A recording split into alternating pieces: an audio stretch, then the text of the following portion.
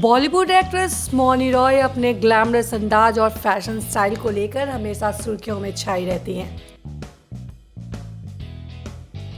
Actress को internet sensation भी कहा जाता है। मौनी रॉय की तस्वीरें और वीडियो आए दिन सोशल मीडिया पर वायरल होती रहती हैं।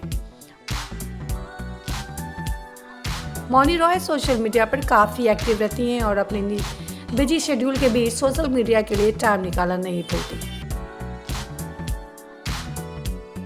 एक्ट्रेस ने इंस्टाग्राम पर अपनी लेटेस्ट तस्वीरें शेयर की हैं। इन तस्वीरों में मौनी ऑफ शोल्ड सिल्वर शाइनी ड्रेस काफी चमक रही है।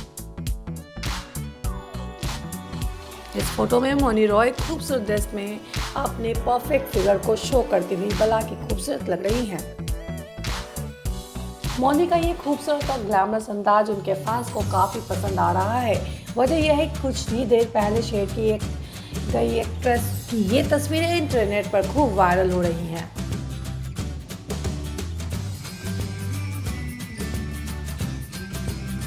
बता दें कि मौनी रॉय ने अक्षय कुमार की फिल्म गोल्ड से बॉलीवुड में डेब्यू किया था। इस बार एक्ट्रेस यश की फिल्म KGF में भी आइटम सॉन्ग करती दिखी थी।